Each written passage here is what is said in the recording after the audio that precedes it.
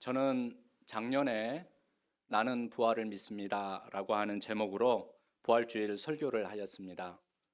올해 저는 나는 부활의 첫 열매인 그리스도를 믿습니다 라는 제목으로 부활주일 설교를 시작하고자 합니다. 예수 그리스도가 부활하셨으니 참으로 기쁘고 좋은 날입니다. 하나님께서 사랑하는 아들 예수 그리스도를 죽음으로부터 일으켜 세우셨습니다. 예수 그리스도가 사망 권세를 이기셨습니다. 실패와 패배 그리고 저주의 상징인 십자가 위에서 예수 그리스도가 승리하셨습니다. 우리 옆에 계신 성도님들에게 이렇게 서로 축하해 주시면 좋겠습니다. 당신의 주님이 부활하셨습니다. 당신의 주님이 승리하셨습니다. 네, 감사합니다. 그러나 오늘 우리가 헷갈려서는 안 되는 것이 있습니다. 예수 그리스도가 엄밀히 되사신 것은 아니라는 점입니다. 예수 다시 부활하셨네 라고 우리 뒤쪽에 다시 사셨네 라고 뒤쪽에 부활절 표유가 있지만 엄밀히 말하자면은 되사신 것은 아니십니다. 이것이 부활절 아침에 도대체 무슨 말이냐 할 것입니다. 되사셨다, 다시 사셨다라는 말 속에는 멈춘 심장이 다시 뛰거나 뇌서 상태에 빠진 사람이 다시 정신이 돌아온 상태로 생명이 연장된다라고 하는 말로 들려집니다. 그래서 인간 세계에서 죽지 않고 무한히 살아계시는 불사신 같은 그런 이미지를 갖게 합니다. 고대로부터 아예 부활은 무슨 부활이냐라고 하면서 부활을 믿지 않는 사람들이 있었습니다. 유대교 종파 중에도 사두개인들이 그러한 전통을 가지고 있는 그러한 사람들이었습니다. 또 신비 종교의 제의를 신비롭게 전수받은 자들은 영원토록 불멸한다라고 믿었던 사람들이 있었습니다. 우리가 오늘날에도 사이비 종교나 이단 종교에서 그렇게 가르치는 사람들, 그리고 영원히 죽지 않을 것 같이 이야기하는 사람들이 있지 않습니까? 그리고 플라톤 시대로부터 육체는 죽지만 영혼은 불멸한다라고 믿는 사람들도 있습니다. 성도 여러분, 아마 대다수 이렇게 세 부류의 그러한 부활론을 가지고 대체로 사람들은 부활신앙을 가지고 또 부활신앙 없이 살아가고 있습니다. 그렇다면 여러분들께서는 어떤 부활신앙을 가지시고 또 믿고 계십니까? 아마 이 세 가지, 부활이 어디 있어? 그리고 어떤 사람들은 어떠한 제의나 또 어떠한 의식을 치르게 되면은 영원히 죽지 않을 거야. 또 어떤 사람은 육체는 죽지만, 모든 사람들은 다 죽잖아요. 육체는 죽지만 영혼은 불멸할 거야. 영원히 사는 거야. 라고 대체적으로 이 세 가지 부류에서 신앙생활을 하실 것입니다. 그런데 오늘 우리에게 주신 이 하나님의 말씀을 통하여 성경에서는 어떠한 부활신앙을 고백하고 있고 또 부활의 주님을 만나 많은 사람들이 새로운 삶을 살아갔는지 우리는 그 증언을 듣고자 합니다. 사도 바울은 자신이 받은 가장 중요한 복음 말씀을 고린도전서 15장 3절에서 4절 이렇게 전해 주셨습니다. 다 함께 읽어보시도록 하겠습니다. 내가 받은 것을 먼저 너희에게 전하였노니 이는 성경대로 그리스도께서 우리 죄를 위하여 죽으시고 장사 지낸 바 되셨다가 성경대로 사흘 만에 다시 살아나사 주님께서 다시 살아나시사 여러 사도들에게 보이시고 그리고 맨 나중에 만삭되지 못한 나 자신에게도 보이셨다라고 사도 바울 선생님은 고린도 전서에서 기록하고 계십니다. 사도 바울 선생님은 영지주의와 신비주의와 헬라 사상이 강하게 영향을 끼치는 시대 속에서 예수 그리스도께서는 영으로 다시 사람들에게 보이신 것이 아니라 몸으로 부활하셨다 라는 것을 고린도 성도들에게 강조하고 있습니다. 이것이 성경이 우리에게 증언하고 있는 바로 부활의 증언입니다. 그러나 생각해 보시면은 제자들이 모두 다시 사셨다고 하시는 부활의 주님을 알아차렸습니까? 알아차리지 못했습니까? 다 알지 못했습니다. 아니, 옛날 그 모습 그대로 다시 살아나셨더라면은, 그 모습을 가지고 오셨더라면은 우리가 알아볼 수 있습니까? 없습니까? 당연히 알아볼 수 있지요. 그러나 그들은 예수님을 한눈에 알아보지 못했습니다. 그리고 예수님과 교제하면서 그들은 이분이 바로 우리와 함께 동행하시고 하나님의 말씀을 가르치시고, 그리고 우리와 함께 동행하는 동안에 내가 죽었다가 다시 살아날 것이다 라고 말씀하셨던 분이라는 것을 알게 되었습니다. 그러므로 몸의 부활이라고 하는 것은 새로운 부활체입니다. 새롭게 살아난 것입니다. 새롭게 태어난 것입니다. 그런데 고린도 교회 내에 이러한 죽은 자의 부활을 믿지 않는 자들이 있었습니다. 그래서 본문에 앞서 12절에서 19절 말씀은 바울이 그리스도의 부활이 사실이 아닐 경우를 가정할 때 그리스도인이야말로 헛된 소망을 품은 채 이 세상을 살아가고 있는 이 땅에서 가장 불쌍한 자가 된다라고 극단적인 이러한 말도 서슴지 않았습니다. 그래서 바울은 20절 말씀에서 예수 그리스도가 잠자는 자들의 첫 열매, 다시 말해서 부활을 당한 분이죠. 예수님께서도요. 왜냐하면 하나님께서 일으켜 세우셨다라고 하는 게 바로 초기 교회의 신앙 전승이었습니다.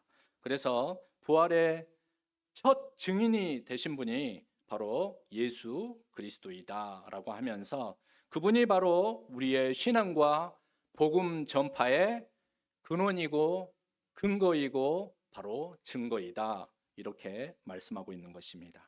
우리 19절, 20절 말씀을 다시 읽어 보시겠습니다. 만일 그리스도 안에서 우리가 바라는 것이 다만 이 세상의 삶뿐이면 모든 사람 가운데 우리가 더욱 불쌍한 자이리라. 그러나 이제 그리스도께서 죽은 자 가운데서 다시 살아나사 잠자는 자들의 첫 열매가 되셨도다. 첫째 아이와 둘째 아이가 있는 엄마가 있었습니다. 이모나 옆집 지인이 아이들의 엄마에게 누구네 엄마라고 이렇게 부릅니다. 이제 말을 잘 알아듣고 배우는 아이가 자기 엄마에게 똑같이 부릅니다. 누구네 엄마. 우리 교회에 온이와 유연이가 있는데 나중에 우리 교우들께서 김현정 집사에게 온이 엄마라고 이렇게 부르면은 둘째 아들인 유연이가 이제 말을 하게 되었을 때 김현정 집사를 부를 때 온이 엄마라고 부를 날이 곧 올 것입니다. 그렇죠? 시골에 가면 가정마다 붉은색 고무 대야가 있습니다. 거기에 누구 이름이 쓰여 있습니까? 혹시 이름이 쓰여지신 분 계시나요? 대체적으로 장남 혹은 장녀 이름을 쓰는 이유와 똑같을 것입니다. 그것은 첫째가 갖는 대표성이라는 것이죠. 그 집안에 첫째가 갖는 대표성이라는 게 있습니다.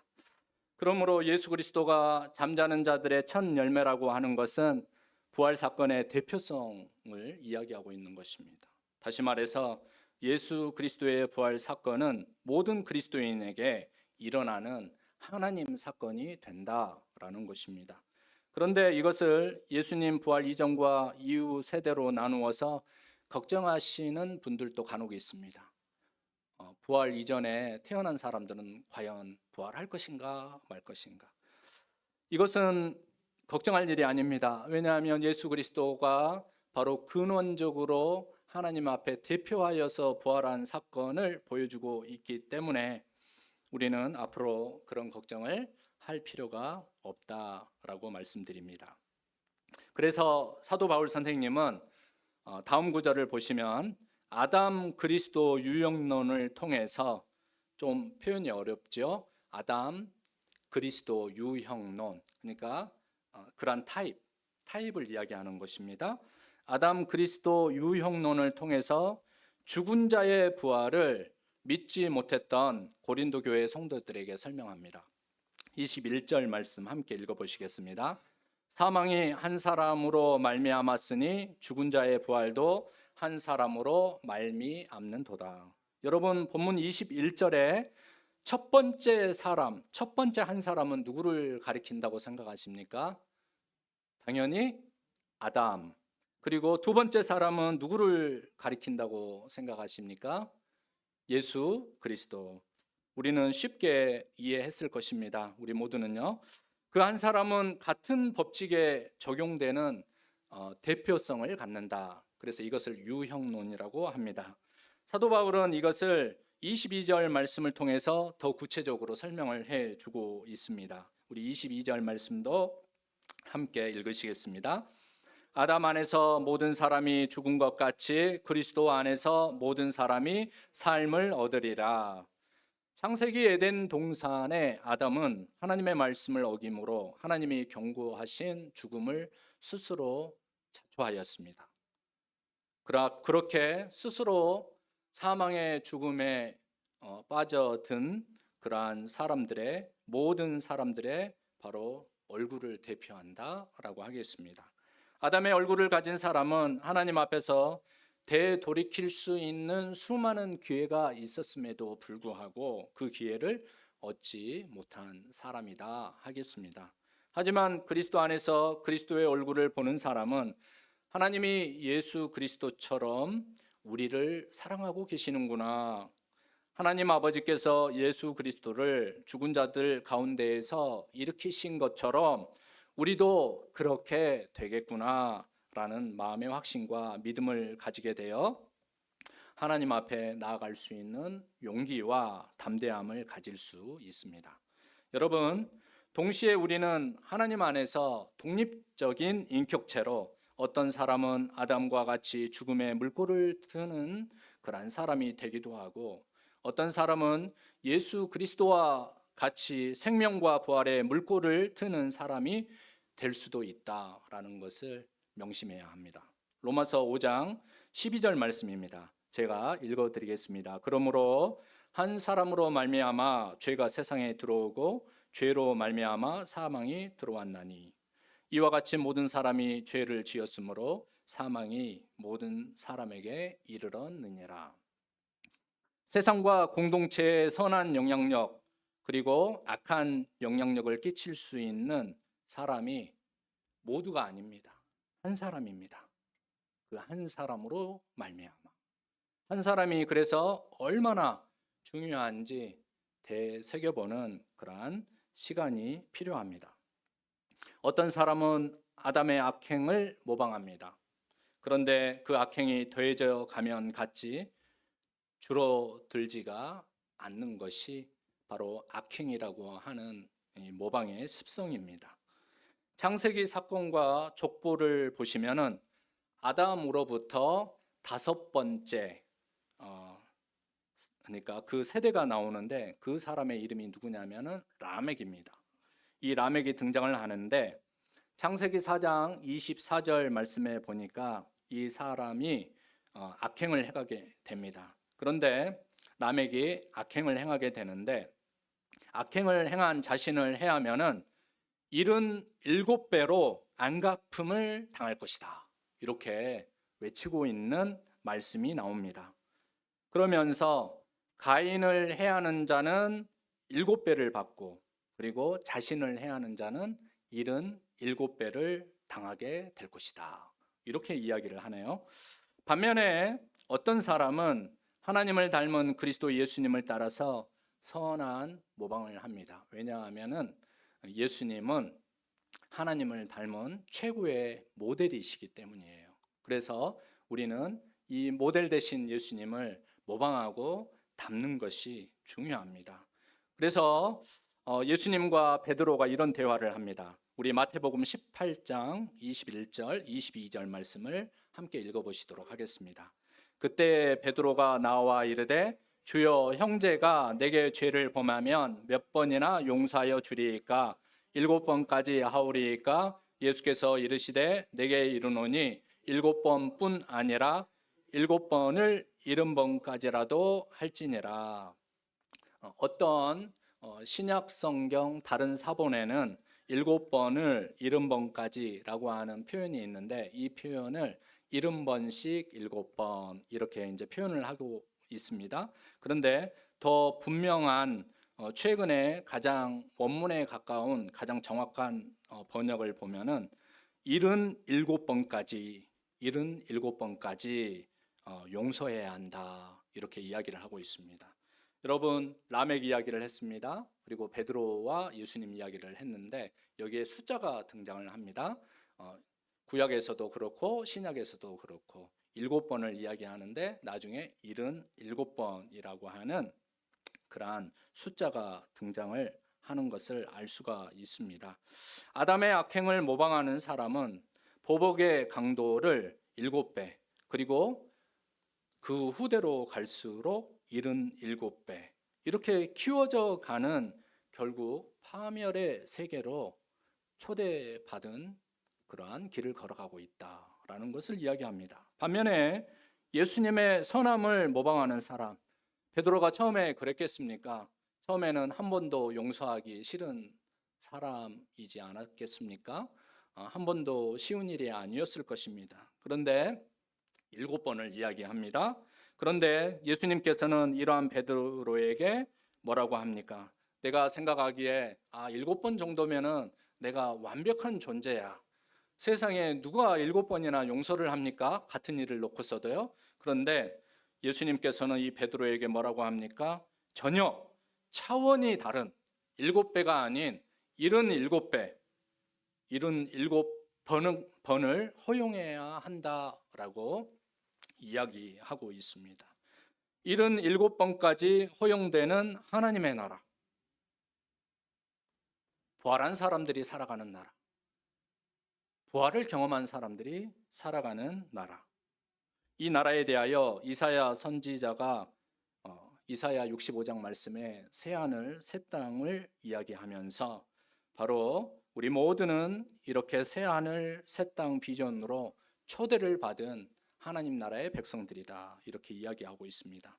악행을 모방하는 자의 7과 77, 선행을 모방하는 자의 7과 77은 한 사람이 열어가는 세계가 서로 얼마나 다를 수가 있는지, 무엇을 바라보고 무엇을 소망하고 무슨 존재로 살아가는지가 그 사람의 삶을 결정한다라는 것을 우리에게 알려주고 있습니다. 어떤 세계는 사망으로, 어떤 세계는 영생으로 문이 열려 있습니다.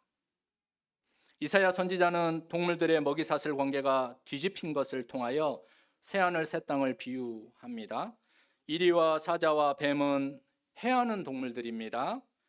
어린 양과 소는 쉽게 상함을 당하는 동물들입니다. 그런데 하나님은 포식 동물과 초식 동물, 그리고 포식자와 피식자가 서로 공존하는 세상을 창조하시고 전혀 새로운 하나님 나라의 질서와 삶 가운데 살아가게 될 것이다, 이렇게 말씀하고 있습니다. 다 함께 이사야 65장 25절 말씀 함께 읽어보시겠습니다. 이리와 어린 양이 함께 먹을 것이며 사자가 소처럼 짚을 먹을 것이며 뱀은 흙을 양식으로 삼을 것이나 나의 성산에서는 해함도 상함도 없으리라, 여호와께서 말씀하시니라. 이사야의 이 비전은 부활을 믿지 않은 사두개인들이 모세의 율법 이야기를 가지고 와서 예수님에게 7 형제와 여인이 차례대로 혼인하여 모두 죽게 되었을 때, 예수님, 선생님, 정말 부활이 있다면 그 여인은 누구의 남편, 바로 그 여인의 남편은 누가 되겠습니까? 첫째입니까? 아니면 7째입니까?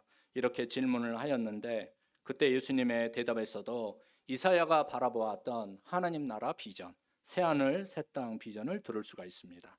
우리 누가복음 20장 35절 36절 말씀 함께 읽어보시겠습니다.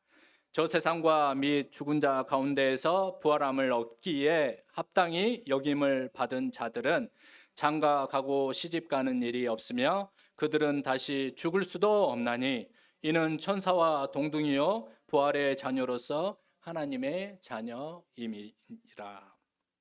예수님께서도 이 세상의 질서와 방식이 아닌 전혀 다른 삶이 부활에 참여하는 자들에게 주어진다고 말씀하고 계시지 않습니까?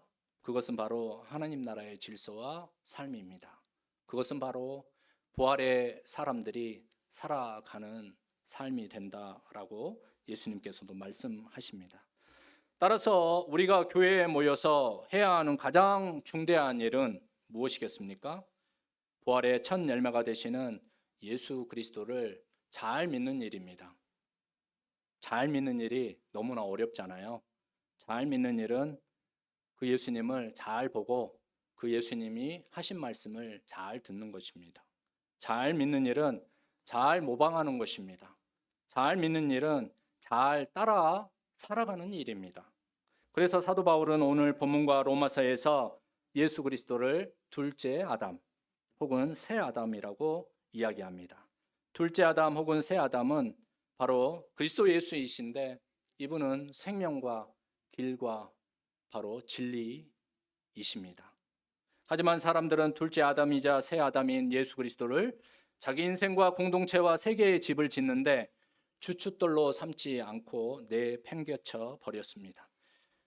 그것이 바로 우리가 지난주 함께 한 주 동안 묵상했던 십자가 사건입니다. 사람들이 자기 자신이 지어놓은 집들과 그리고 그 집들을 유지하는 방식과 체계에 하나님이 개입하여 흔드는 것을 싫어했던 것입니다. 그들의 세계 안에서는 자기들이 정해놓은 방식대로 하나님도 계셔야 했던 것이죠. 그러나 하나님은 그들이 십자가에 못 박을 정도로 싫어했던 예수님, 그 예수님을 모퉁이의 머릿돌로 삼으셨다고 시편 118편 22절, 23절은 이렇게 증언하고 있습니다. 건축자가 버린 돌이 집 모퉁이의 머릿돌이 되었나니 이는 여호와께서 행하신 것이요 이는 하나님께서 일으키신 것이요 우리 눈에 기이한 바로다. 우리가 보는데 이해할 수 없는 일이다. 이렇게 이야기하고 있습니다. 여러분, 모퉁이 머릿돌이 무엇입니까? 새 집을 지을 때 가장 먼저 놓는 기초석입니다. 하나님은 예수 그리스도를 바로 이 모퉁이 머릿돌로 삼으셨다는 것이죠. 새 집을 짓는데, 새로운 세상을 여는데, 새 아침을 여는데 모퉁이 머릿돌로 삼으셨다라는 것입니다. 오늘 본문에서 사도 바울이 그리스도 예수님을 가리켜 잠자는 자들의 첫 열매라고 한 것은 바로 예수 그리스도를 부활 생명의 근본이요 머릿돌로 삼으셨다. 부활 세계의 바로 문으로 삼으셨다라는 것을 말하고 있음을 우리는 이해할 수 있어야 합니다.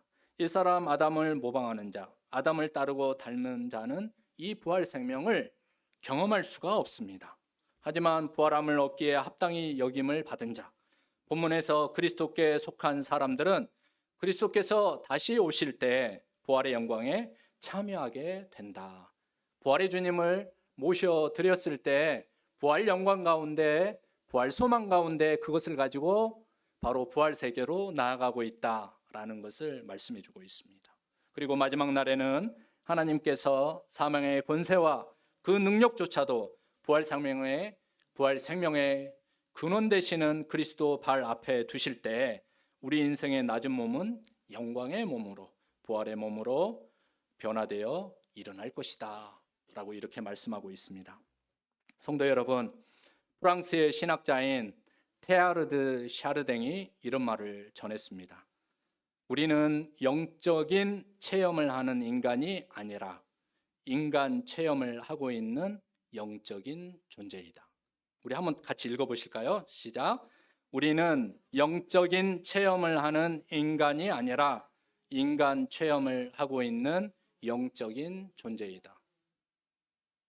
여러분, 부활신앙을 갖는 자들의 삶이 바로 이러한 삶으로 변화가 된다는 것을 말씀해주고 있는 신앙 고백이라고 하겠습니다.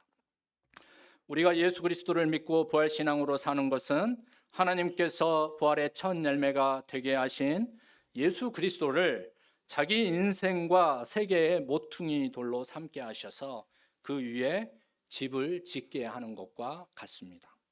부활주의를 통해 부활의 기쁨과 함께 부활의 주님 위에 여러분 영혼의 집을 잘 세우시기를, 잘 세우는 출발점을 삼으시기를 주님의 이름으로 축복합니다. 다 함께 기도하겠습니다. 하나님, 독생성자 예수 그리스도를 죽음으로부터 불러 일으켜 주시고 부활의 첫 열매가 되게 하심을 감사드립니다. 우리도 주님의 선하심과 하나님을 향한 순결한 사랑을 본받게 하시고 따를 수 있는 마음과 능력을 주옵소서. 그리하여 사망 권세와 능력이 주님 발 앞에 엎드려질 때까지 부활의 은총을 받기에 합당한 삶을 살게 하여 주옵소서. 실패와 좌절 가운데 낭망하지 말고 부활의 주님과 함께 일어설 수 있는 용기와 위로를 저희에게 허락하여 주시옵소서. 온 세상에 주님의 부활이 선포되기를 간절히 바랄 때 부활 주님 예수 그리스도의 이름으로 기도합니다. 아멘. 다 함께 찬송가 167장으로 하나님께 영광 돌리